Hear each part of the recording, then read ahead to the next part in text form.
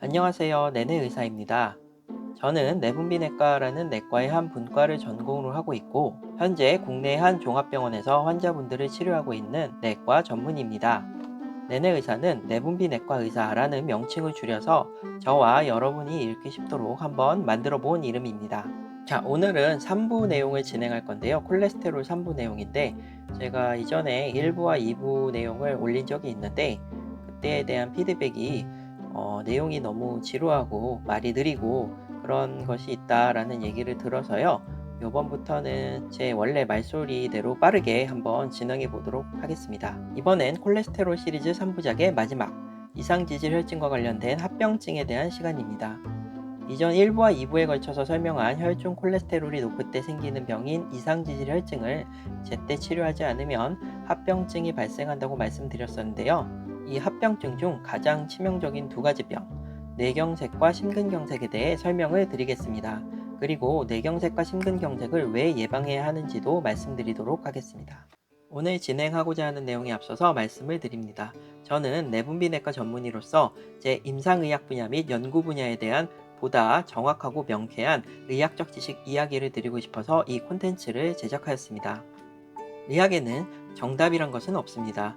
콘텐츠의 내용은 소위 일반적이라고 부를 수 있는 보편적 상황에 대한 이야기를 드리는 것이고, 시청하시는 여러분 각자의 특정 상황에 맞춰서 설명을 드리려는 것은 아닙니다. 따라서 참고사항으로 활용될 의학적 지식 이야기일 수는 있으나 각 개개인의 특수한 상황에 대한 정답 또는 근거가 될 수는 없음을 미리 말씀드립니다. 궁금이. 자, 이전 이야기 시간에는 혈중 콜레스테롤이 높아지면 혈관에 죽상경화증이 생기고, 이게 악화돼서 혈관을 심하게는 막히기도 한다는 것을 말씀드렸었습니다. 한번 이상지질 혈증이 발생하면 이 증가된 혈중 콜레스테롤 때문에 인체 내에 존재하는 대부분의 동맥 혈관에 영향을 미치게 되는데요. 사실상 혈관의 크고 작음의 구분이 없이 거의 모든 동맥에서 죽상경화증이 발생할 수 있는 위험성이 높아지게 됩니다. 그리고 죽상경화증이 발생하여 점차 심해지면 각 혈관에서의 혈류의 흐름이 느려지게 되고, 그로 인해서 혈액이 장기에 필요한 만큼 제대로 도착을 못하거나 심한 경우에 혈관이 막히는 응급 사태가 발생할 수 있습니다. 물론 혈액의 흐름이 차단된다는 것은 어느 장기에나 치명적인 결과를 초래하지만, 그 중에서도 즉각적으로 문제가 발생하거나 생명을 위협할 만한 커다란 문제가 발생하는 장기가 두 가지가 있습니다. 바로 뇌와 심장이죠. 익히 아시다시피 뇌와 심장 같은 장기의 경우에는 우리 몸의 어떤 장기들보다도 혈액의 흐름에 큰 영향을 받는 장기라 할 수 있습니다. 고작 1에서 2초만 피공급을 받지 못해도 얼마나 치명적이고 영구적인 손상이 발생할지 가늠할 수 없죠. 뇌경색과 심근경색은 바로 이 뇌와 심장으로 가는 혈관들의 죽상경화증 때문에 일어나는 혈액 공급의 부족 혹은 완전한 차단으로 인해 발생하는 질병입니다. 일단 심장은 우리 몸의 혈액순환을 직접적으로 만드는 엔진이자 중심이라고 할 수 있으니, 심장을 향해 들어가고 또 나가고 하는 혈액량이 줄어들면 어떤 일이 발생할지 직감하실 수 있으실 겁니다. 그런데 이 뇌도 만만치 않은 혈액의 이동이 발생하는 장기입니다. 우리의 뇌 무게는 전체 몸무게의 2에서 3%밖에 되지 않지만요, 전체 혈액 순환량의 20%를 공급받는 기관입니다.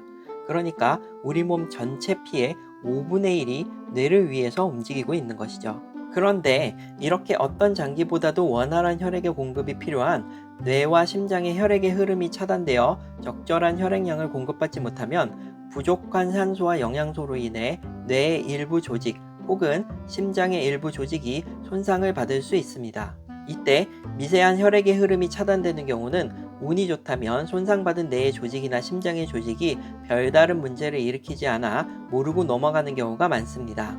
이런 경우는 조직의 국소족이고 아주 경미한 손상으로 인한 반응인 통증만 발생하고 넘어갈 수도 있겠죠. 그러나 그동안 별다른 문제가 없었는데 갑자기 극심한 두통이 왔다가 사라지는 경우, 혹은 급작스러운 가슴 부위 통증이 왔다 가는 경우에는 치명적인 뇌혈관 및 심혈관의 협착이나 폐쇄를 의심해 볼 수 있습니다. 물론 모든 두통과 흉통이 그렇다는 것은 아니지만 이상지질혈증을 이미 앓고 있고 생활 습관이 좋지 않은 사람에게서 이러한 통증들이 발생한다면 이것은 뇌경색과 심근경색의 전조 증상, 즉 큰 위험이 닥칠 수 있고 뇌와 심장 조직이 지금 다치고 있다라는 몸속의 신호일 수 있다는 말이죠. 이러한 전조 증상들이 발생하였음에도 별다른 진료를 받지 않고 우리 몸이 발생시키는 위험 신호를 깨닫지 못하면 거듭된 혈관의 죽상경화 현상으로 인한 뇌 조직과 심장 조직의 손상이 계속 축적돼서 한순간 막혔던 둑이 터지듯이 한꺼번에 증상들이 밀려오게 됩니다. 이럴 때 심하게는 사람이 갑자기 가슴을 부여잡고 쓰러지거나 길을 가다가 갑자기 정신을 잃은 것처럼 실신을 하게 되는 거죠.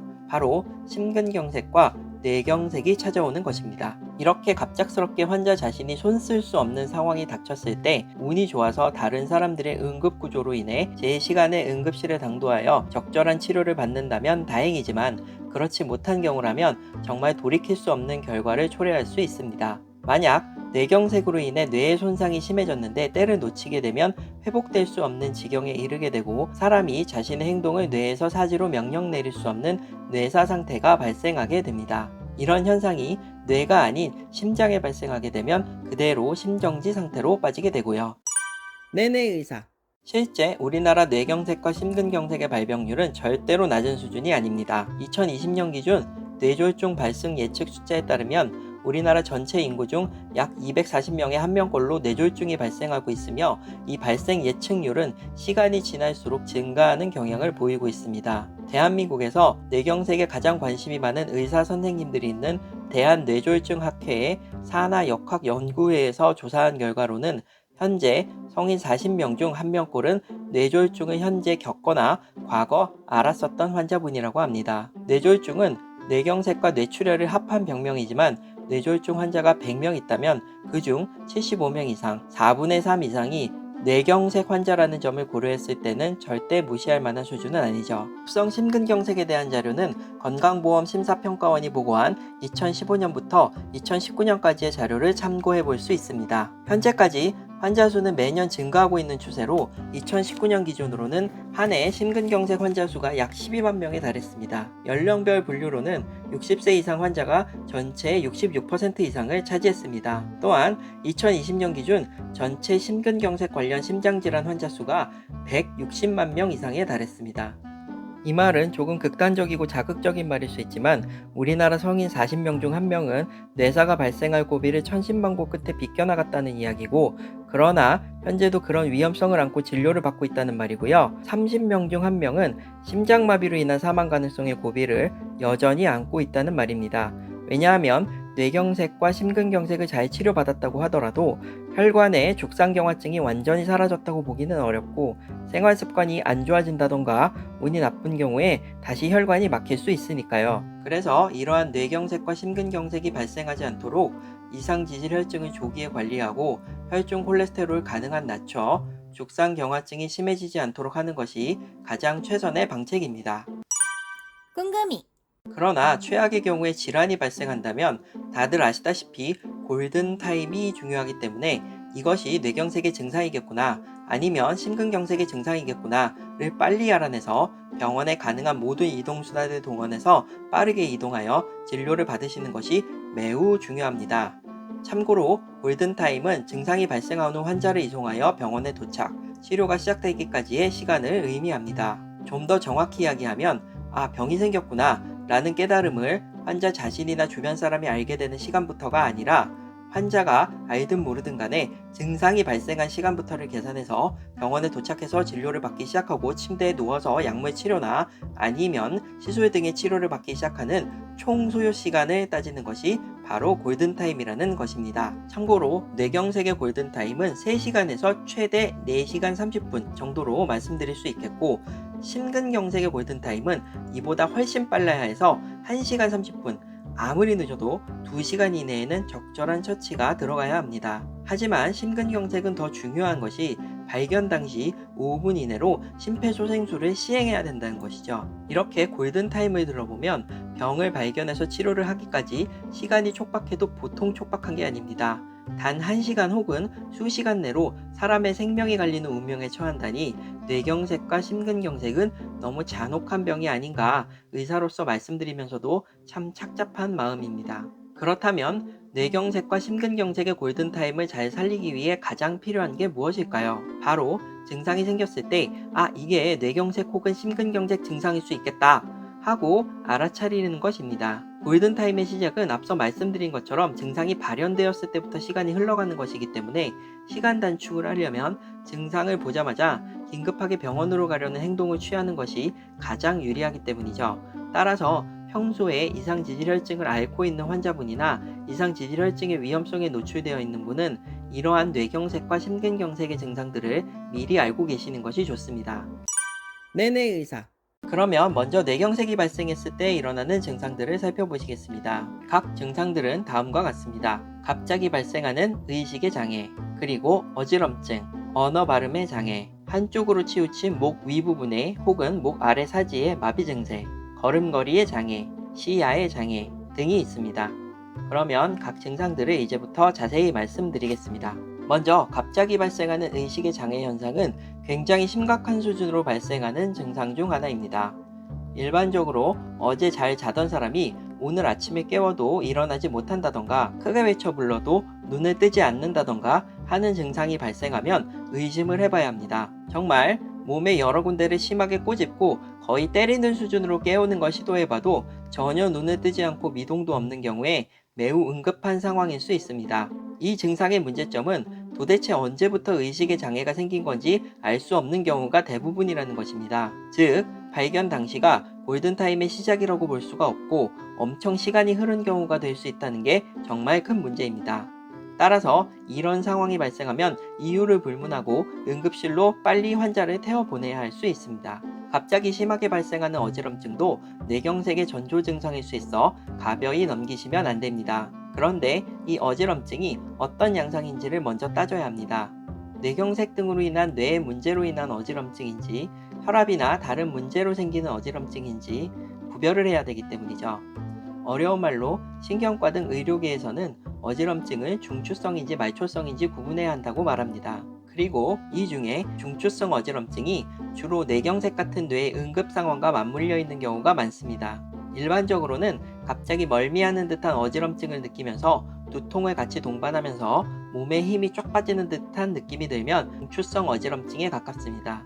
그리고 어지럼증이 무엇을 해도 사라지지 않고 쉬고 있어도 계속되고 없어지지 않는다면 중추성 어지럼증이라고 생각해야 하겠습니다. 다음은 언어 발음의 장애 증상입니다. 평소에 말을 잘 못하신다거나 대화가 안 되는 문제와는 전혀 다르게 예를 들자면 1시간 전에는 잘 대화도 하고 자기 생각을 표현하시던 분이 갑자기 1시간 만에 돌변하는 경우 뇌경색을 의심해 보셔야 합니다. 갑자기 입을 못 대시면서 눈만 이리저리 왔다 갔다 하시는 경우, 그러니까 내가 말을 해야 되는데 입이 안 떨어지는 경우 같은 상황 말이죠. 그리고 말이 나오는데 그 상황에 맞지 않게 다른 엉뚱한 말을 하는 경우, 다른 사람이 한 말을 귀로 분명히 들었는데도 불구하고 반응이 없거나 또는 이해하지 못하는 반응이 나오는 경우가 생기는데, 정말 드라마틱하게 몇십 분 전에는 괜찮았는데 지금은 이상하다 싶은 경우면 뇌경색의 증상 중 하나일 수 있습니다. 주로 언어를 이해하고 전달하는 좌측 뇌 부분의 기능에 정말 갑작스럽게 문제가 발생하는 거죠. 이를 좀 더 구체적으로는 좌측 뇌의 베르니테 영역과 브로카 영역의 뇌경색이 발생하였음을 알 수 있는데, 각 환자의 증상에 따라 이들을 구분하게 됩니다. 하지만 여기서는 복잡하게 알 필요는 없고요. 그냥 이런 게 있다 정도로만 알고 넘어가시면 되겠습니다. 아마 가장 널리 알려져 있어서 많은 분들이 이 증상을 보고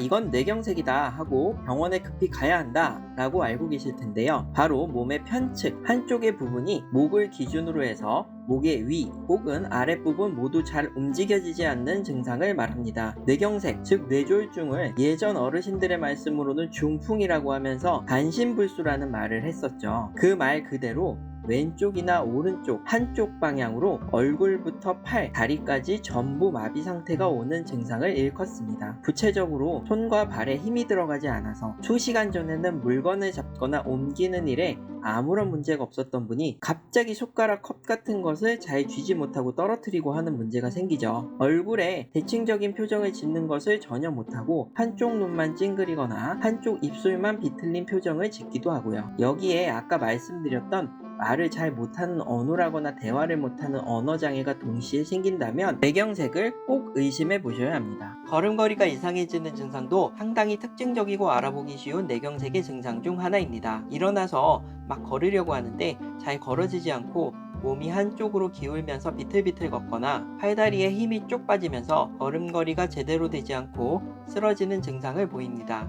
언뜻 들으면 술에 취해서 그럴 수도 있고 다른 문제로 걷지를 못하는 문제 아닌가 싶을 수도 있지만 그런 상황과는 구분되는 특징이 있죠. 바로 몇십 분 전에는 아무 문제 없이 잘 걷고 있다가 이러한 증상이 갑작스레 나타난다는 것입니다. 우리가 양쪽 눈으로 사물이나 풍경을 볼 때 탁 트인 시야로 눈길이 닿는 곳 어디나 자유롭게 볼 수 있다는 것은 정말 크나큰 축복입니다. 왜냐하면 갑자기 뇌경색이 발생하게 되면 이렇듯 시야가 좁아지게 되기 때문이죠. 시야가 그냥 좁아진다고 표현하기보다는 마치 누가 반쯤 눈을 가리게 한 것처럼 시야의 바깥쪽이 까매지면서 안쪽만 보이는 현상이 생기는데요. 때때로는 혈류 차단의 상황에 따라 시야의 한 부분이 가려지는 효과도 생긴다고 합니다. 이것은 본인만 알아차릴 수 있는 변화이므로 이런 변화가 생기면 뇌경색 전조 증상이 아닌지 스스로 의심해 보아야 하겠습니다. 그리고 다른 증상으로 복시가 생길 수도 있습니다. 갑자기 멀쩡히 또렷하게 보이던 각종 사물이 흐릿하게 둘로 겹쳐 보인다면 이 역시 뇌경색 때문은 아닌지 생각해보고 조금이라도 의심된다면 빨리 병원에 내원하셔야 합니다. 다음은 심근경색의 증상들을 알아보겠습니다. 갑자기 발생하는 매우 격심한 흉통 또는 가슴에 조이는 느낌, 가슴 부위에 터질 것 같은 느낌, 그리고 가슴 통증과 동반된 호흡곤란 등의 증상들이 있습니다. 방금 말씀드렸던 심근경색의 증상들은 모두 가슴의 통증과 연관이 있죠. 진료실에서 이야기해 주시는 환자분들의 표현을 빌리자면 가슴의 정중앙 혹은 약간 왼쪽 즈음 부분에 발생하는 누군가 가슴을 잡고 쥐어짜는 듯한 아픔, 명치를 마치 세게 여러 번 얻어맞은 듯한 통증, 가슴 항복판에 무거운 돌을 올려둔 것처럼 짓눌리는 느낌 등의 증상들을 호소합니다. 그리고 이런 심한 증상이 아니더라도 갑자기 호흡이 불편할 정도로 가슴이 눌리는 느낌이라든가 가슴에 압박감이 생기고 불편하고 힘들다 라고 표현하시는 분들도 있습니다. 이러한 증상들은 단순히 체하거나 몸이 힘들어서 생기는 문제들이 아니라 심장에 혈액 공급이 잘 되지 않아 발생하는 심근경색의 전조 증상일 수 있어서 거듭 조심하시고 필요한 경우에 꼭 병원에서 진료를 받아야 합니다. 하지만 이러한 증상을 확인하고 병원에 도착하여 진료를 받는 일 모두는 슬프게도 소 잃고 외양간 고치기 격이 될 수 있죠. 골든타임을 놓치는 일도 다반사로 생길 수 있고 정말 응급할 때 해야 할 적극적인 치료법이라 할 수 있어서 최선의 방책이라고 보기에는 많이 어렵습니다. 뇌경색과 심근경색의 최선의 치료책은 바로 병이 발생하기 전에 미리 예방하는 것입니다. 따라서 이 두 병의 예방을 위해 가장 좋은 방법은 바로 1, 2부에서 설명했던 죽상경화증의 원인인 이상지질혈증이 오지 않도록 예방하고 관리하는 것이죠. 때문에 이상지질혈증을 조기에 발견하고 치료하기 위해 혈중 콜레스테롤 검사를 정기적으로 받고 검사에만 의존하는 것이 아니라 실제 생활에서 식습관과 운동 습관을 적절히 조절하여 생활 습관 교정을 하며 이상지질혈증이 검사에서 발견되면 적극적으로 이를 치료해서 합병증이 발생하지 않도록 해야 하겠습니다. 그러면 지금까지의 내용을 다시 정리해 보도록 하겠습니다.